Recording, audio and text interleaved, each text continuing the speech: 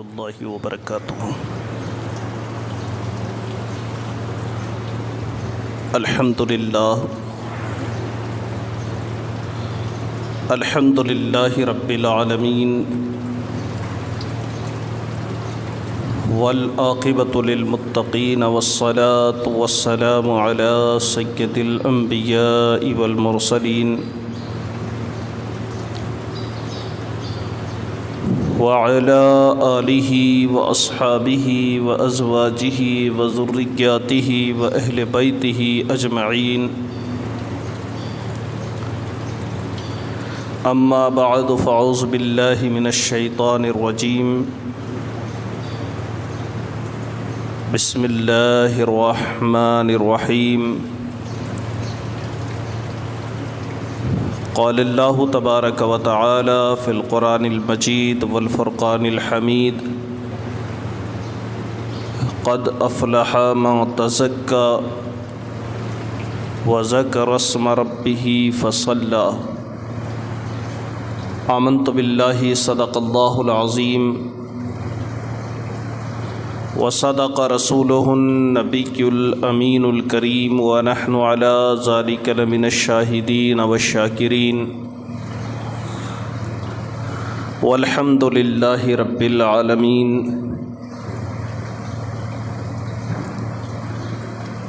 غوث اعظم بمنی بے سر و ساما مدد، قبلہ دین مدد، کعبہ ایماں مدد،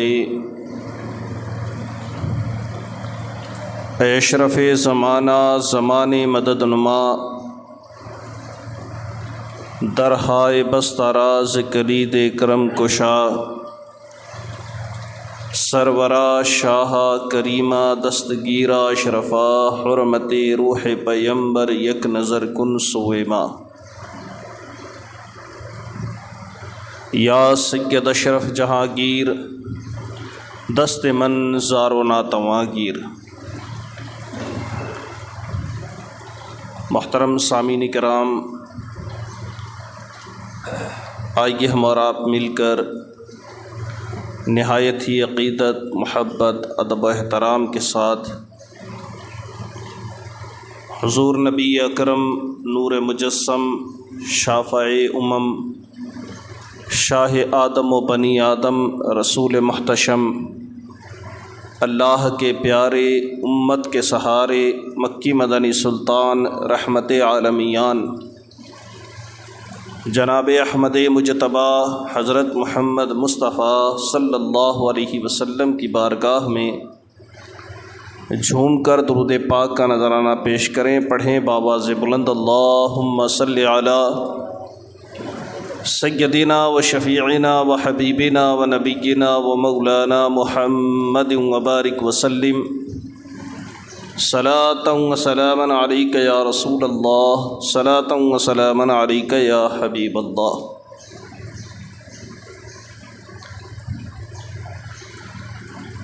محترم سامعین کرام، اللہ رب کائنات نے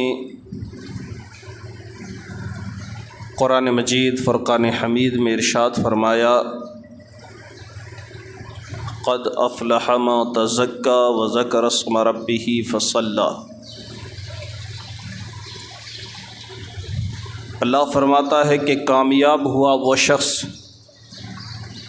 جس نے اپنے نفس کو پاک کیا اور اپنے رب کا ذکر کیا اور نماز کی پابندی کی۔ محترم سامعین کرام، اللہ رب کائنات نے اپنے بندوں کو دنیا میں پیدا کیا تو بندوں کی پیدائش کا، تخلیق کا مقصد یہ تھا کہ بندے اللہ تبارک و تعالی کی عبادت اور بندگی کریں، اور خود قرآن مجید میں اللہ نے انسان اور جنات کے بنانے کا مقصد بیان فرمایا اور واضح طور پہ فرمایا، وما خلقت الجن والانس الا لیعبدون، کہ ہم نے جنات کو اور انسانوں کو صرف اور صرف اپنی عبادت اور بندگی کے لیے پیدا کیا ہے۔ بندگی میں یہ بھی ہے کہ بندہ روزہ رکھے، قرآن کی تلاوت کرے، زکوٰۃ ادا کرے، حج ادا کرے، سجدے کرے، رکوع کرے، اللہ کا ذکر کرے، مخلوق خدا کی خدمت کرے۔ یہ ساری اللہ کی بندگیاں ہیں، یہ ساری چیزیں اللہ کی عبادت ہیں۔ لیکن تمام عبادتوں میں سب سے افضل عبادت، تمام بندگیوں میں سب سے بلند بندگی اللہ تبارک و تعالیٰ نے نماز کو فرمایا کہ نماز سب عبادتوں میں سب سے زیادہ افضل اور اعلیٰ۔ قرآن جو ہے اللہ کی کتاب، یہ مومنین کی زندگی گزارنے کا ایک طریقہ بیان کرتا ہے کہ تم اس طرح زندگی گزارو جیسے قرآن میں کہا گیا ہے۔ ہماری زندگی کا نصاب جو ہے وہ قرآن مجید ہے، اور قرآن مجید میں سب سے زیادہ جس عبادت کا ذکر کیا گیا وہ نماز ہے۔ اللہ تبارک و تعالیٰ نے قرآن مجید فرقان حمید میں تقریباً 700 آیات میں صرف نماز کا تذکرہ فرمایا۔ نماز کے فائدے کیا ہیں، نماز کے نقصان کیا ہیں، نماز کیسے پڑھنی چاہیے، نماز کیسے نہیں پڑھنی چاہیے، اس سارے طریقے اللہ تبارک و تعالیٰ نے قرآن مجید فرقان حمید میں 700 جگہ پر بیان فرمائے۔ آپ اندازہ لگائیں کہ پورے قرآن میں جس عبادت کا تذکرہ، جس کا ذکر 700 مرتبہ کیا گیا ہو، اس کی اہمیت کتنی زیادہ ہوگی، اس کا مقام کتنا زیادہ ہوگا، اس کی بلندی کتنی زیادہ ہوگی۔ اور نماز کی اہمیت کا اندازہ اس بات سے بھی لگائیں آپ کہ رب قدیر نے اپنے بندوں پر جتنی عبادتیں فرض فرمائی، واجب فرمائی یا لاگو فرمائی، جس طرح سے بھی حکم دیا، ساری عبادتوں کا حکم، ساری بندگیوں کا حکم اللہ تبارک و تعالیٰ نے جبرائیل امی کے ذریعے زمین پر بھیجا۔ اللہ کے رسول صلی اللہ علیہ وسلم کی بارگاہ میں، آپ کی خدمت میں حضرت جبرائیل امی تشریف لاتے رہے، اللہ کا پیغام سناتے رہے، عبادتیں فرض ہوتی رہی، عبادتیں لاگو ہوتی رہی۔ لیکن جب نماز کی باری آئی تو اللہ رب کائنات نے اپنے محبوب کو عرش اعظم پر بلایا، عرش اعظم پر بلایا، مکان و لامکان کی سیر کی، اور یہ نہیں فرمایا اے محبوب تمہاری امت کے اوپر نماز فرض کی جا رہی ہے، بلکہ بطور تحفہ کے طور پر اللہ نے اپنے حبیب کو نماز عطا فرمائی۔ یعنی یہ اللہ کا تحفہ ہے بندوں کی طرف جو حضور لے کر کے آئے ہیں۔ عرش اعظم، مکان و لامکان اور قرب الہی میں جا کر کے اللہ رب کائنات کی بارگاہ سے جو تحفہ بندوں کے لیے حضور لائے، اس کا نام نماز ہے، اس بندگی کا نام نماز ہے۔ اور اللہ کے نبی صلی اللہ علیہ وسلم نے خود ارشاد فرمایا، الصلاۃ معراج المومنین، نماز جو ہے وہ بندوں کی معراج ہے۔ نماز بندے کو بلند کرتی ہے،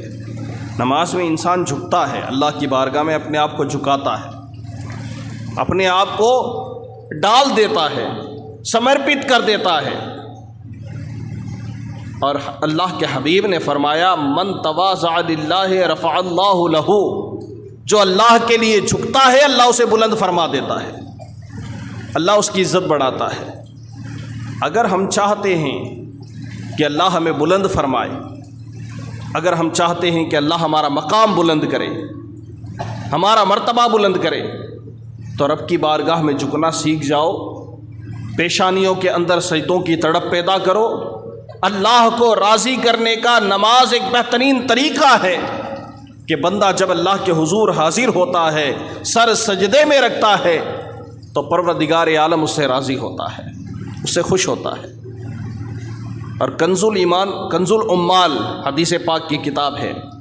کنز العمال میں اللہ کے رسول صلی اللہ علیہ وسلم کی یہ حدیث روایت کی گئی ہے کہ بندہ جب نماز کی حفاظت کرتا ہے، پابندی کے ساتھ نماز پڑھتا ہے، نماز کو ضائع نہیں کرتا،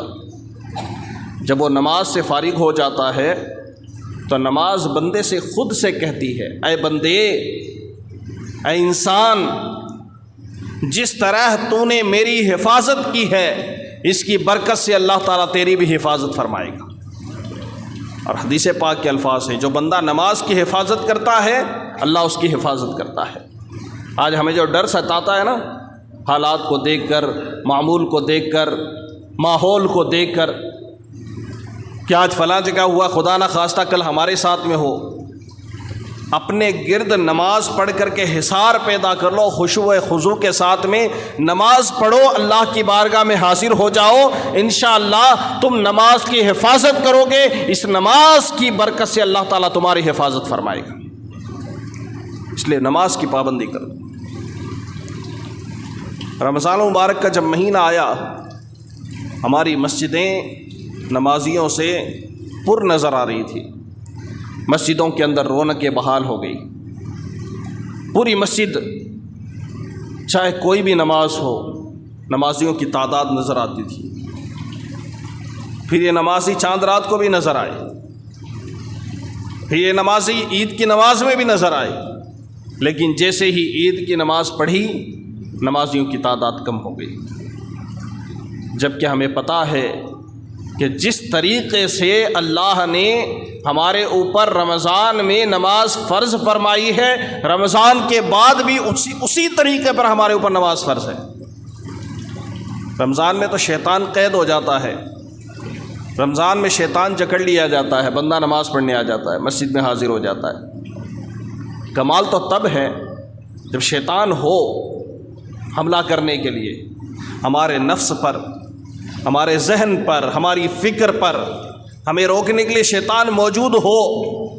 اور ہم اللہ کی محبت میں شیطان کی چال کو ناکام بنا کر اللہ کی بارگاہ میں حاضر ہو کر سر بسجود ہو جائیں، نماز ادا کریں، تو انشاءاللہ یہ نماز کل بروز قیامت ہماری بخشش کا ذریعہ بن جائے گی۔ اس لیے نماز کی حفاظت کیا کریں، یہ بہت بڑی عبادت ہے۔ اور روز محشر جب بندے کا نامہ اعمال کھلے گا تو اللہ کے پیارے حبیب صلی اللہ علیہ وسلم نے فرمایا ہے کہ بندے سے سب سے پہلا جو سوال کیا جائے گا محشر میں وہ نماز کے بارے میں پوچھا جائے گا۔ شیخ سعدی فرماتے ہیں کہ روز محشر کے جاگ وداز بود اولی پرشی سے نماز بود، کہ محشر کا دن جو بڑا ہولناک دن ہوگا، اس دن سب سے پہلا سوال نماز کا ہوگا، سب سے پہلی پوچھ نماز کی ہوگی، سب سے پہلا سوال نماز کا ہوگا، پرشش نماز کی ہوگی۔ جب پہلے سوال میں اگر ہم ناکام ہو گئے تو باقی سوالوں کا کیا جواب دے پائیں گے؟ اس لیے اپنی نمازوں کی حفاظت فرمایا کریں، اس میں سکون ہے، اس میں برکت ہے، اس نماز کے اندر برکت ہے، بندے کی روزی میں برکت ہوتی ہے، چہرے پر نور ہوتا ہے، روحانیت ہوتی ہے۔ ایک چھوٹی سی مثال پیش کرتا ہوں آپ کے سامنے۔ فلمیں ڈرامے دیکھنے والا شخص اگر کسی سنیما گھر میں جا کر اے سی روم میں بیٹھ کر، اے سی کے کمرے میں بیٹھ کر 3 گھنٹے تک مسلسل فلم دیکھتا ہے، مقصد کیا ہوتا ہے کہ 3 گھنٹے اپنے نفس کو راضی کروں گا تاکہ میں فریش ہو جاؤں، فریش ہونے کے لیے، اپنے دماغ کو تر و تازہ کرنے کے لیے وہ فلمیں ڈرامے دیکھتا ہے، سہارا لیتا ہے۔ لیکن آپ غور کریں کہ جب وہ اللہ کا بندہ اللہ کی نافرمانی کرتے ہوئے 3 گھنٹے آرام دہ کرسی کے اوپر بیٹھ کر، آرام دہ کرسی پر بیٹھ کر، اے سی کمرے میں بیٹھ کر، ایئر کنڈیشن روم میں بیٹھ کر 3 گھنٹے مسلسل جب وہ فلم دیکھتا ہے، اور جب وہ فلم دیکھ کر کے باہر نکلتا ہے تو اس کے چہرے کی حالت یہ ہوتی ہے کہ اس کے چہرے کے اوپر تھکان کے آثار نظر آتے ہیں، اس کا جسم کا پرزہ ٹوٹ رہا ہوتا ہے، چہرے پر افسردگی، پژمردگی اس کے چہرے سے ظاہر ہو رہی ہوتی ہے، اور یہ ظاہر کر رہا ہوتا ہے کہ میں گناہ کر کے آیا ہوں، لیکن وہی ایک نماز پڑھنے والا شخص دن بھر کا تھکا آ رہا، کام سے آیا ہے، دکان سے آیا ہے، پورے دن اس نے کام کیا ہے، عصر کی نماز کا وقت ہوتا ہے یا ظہر کی نماز کا وقت ہوتا ہے، کام کاج چھوڑ کر کے تازہ وضو کرتا ہے، اگرچہ وہ تھکا ہوا آیا تھا، مسجد میں آیا تو آ کر کے اس نے تازہ وضو کر کے نماز پڑھی۔ جب وہ نماز پڑھنے کے بعد میں مسجد سے باہر نکلتا ہے تو ہر دیکھنے والے کو اس کے چہرے کے اوپر اللہ کا نور نظر آتا ہے، اس کے چہرے پر روحانیت نظر آتی ہے، اور یہ حقیقت ہے، آپ اندازہ لگائیں۔ اس سے آپ اندازہ لگا لیں کہ جب دنیا کے اندر نمازی کا یہ عالم ہے کہ ان کے چہرے روشن ہیں، تو کل بروز قیامت اللہ تبارک و تعالیٰ ان کے چہروں کو وہ تازگی عطا فرمائے گا کہ نماز کی پابندی کرنے والا دور سے پہچانا جائے گا کہ یہ وہ اللہ کا بندہ ہے جو مسجدوں کو آباد کیا کرتا تھا۔ اس لیے جس طرح ہم نے نماز رمضان میں پڑھی ہیں، اسی طریقے سے آپ پابندی کے ساتھ، کیونکہ رمضان آتا ہے عبادت کی عادت بنانے کے لیے، تلاوت کلام اللہ کی عادت بن گئی، اب عام دنوں میں بھی آپ تلاوت کیجئے، نماز کی عادت بن گئی، عام دنوں میں بھی آپ نماز پڑھیے، انشاءاللہ یہ عادت چھوٹنی نہیں چاہیے۔ اور بزرگوں نے فرمایا ہے تم اللہ کے گھر کو آباد کرو اپنی سجدوں سے، اپنی پیشانی سے، اپنی نمازوں سے، تم اللہ کے گھروں کو آباد کرو گے، اللہ تبارک و تعالیٰ تمہارے گھروں کو آباد فرما دے گا۔ اس لیے نوجوانوں سے بالخصوص میری گزارش ہے کہ رمضان گیا ہے،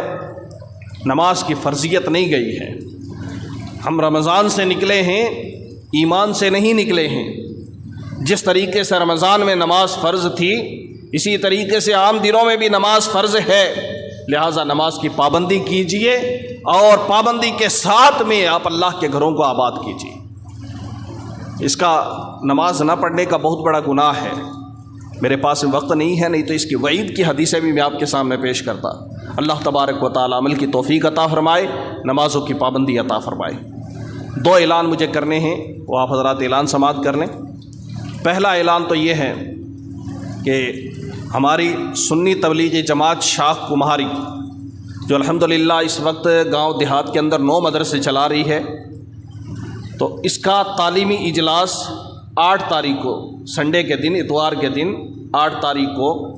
عشاء کی نماز کے بعد مصطفیٰ رضا چوک میں جامع مسجد کے پاس میں رکھا گیا ہے۔ جو بچے مدرسہ پڑھتے ہیں اطراف کے گاؤں کے، وہ آ کر اپنا تعلیمی مظاہرہ پیش کریں گے، جماعت کی کارکردگی پیش کی جائے گی۔ آپ حضرات سے گزارش کرتا ہوں کہ آپ حضرات اس جلسے کے اندر شرکت فرمائیں۔ مختصر پروگرام رکھیں گے، آپ حضرات کا زیادہ وقت نہیں لیا جائے گا، لیکن ذوق و شوق کے ساتھ میں آپ حضرات شرکت کریں، تاکہ آپ جو رمضان المبارک میں ہماری سنی تبلیغی جماعت کی جو آپ امداد کرتے ہیں، آپ کو احساس ہو اور آپ کو خوشی ہوگی انشاءاللہ کہ آپ جو امداد کرتے ہیں وہ پیسہ، وہ رقم، وہ زکوٰۃ کس انداز میں خرچ کی جا رہی ہے اور اس سے دین کا کتنا کام ہو رہا ہے۔ تو اس کے لیے آپ کو پرسوں اتوار کے دن اس پروگرام میں شرکت کرنی ہے، یہ پہلا اعلان۔ اور دوسرا اعلان یہ ہے کہ جیسے کہ ہم نے ابھی 2 دن پہلے دیکھا، جودھ پور کے حالات ہم نے دیکھے، بھیلواڑہ کے حالات دیکھے، کرولی کے حالات دیکھے، ایک ماحول بنایا جا رہا ہے، میں اس کے اوپر تبصرہ نہیں کروں گا۔ اللہ نہ کرے ہمارے ساتھ ایسا ہو۔ بزرگوں کا بتایا ہوا وظیفہ ہے، جب مشکل درپیش آئے تو آیت کریمہ کا ورد کیا جائے۔ اس لیے آج عشاء کی نماز کے بعد میں ہماری مسجد ہی میں آیت کریمہ کا ورد رکھا گیا ہے، تو آپ تمام حضرات سے، نوجوانوں سے بالخصوص آپ سے گزارش کرتا ہوں کہ آیت کریمہ کے اس پروگرام میں آپ شرکت کریں۔ عشاء کی نماز با جماعت صف اول میں اور تکبیر اولیٰ کے ساتھ آپ ادا کریں، اور پھر عشاء کی نماز کے بعد میں آیت کریمہ پڑھی جائے گی اور اس کے بعد میں دعا ہوگی۔ آپ تمام حضرات آیت کریمہ کے اس ورد کے اندر ضرور شرکت کریں گے۔ اللہ تعالیٰ آیت کریمہ کے صدقے میں ہمیں بلاؤں سے محفوظ فرمائے۔ استغفر اللہ ربی من کل ذنب واتوب الیہ۔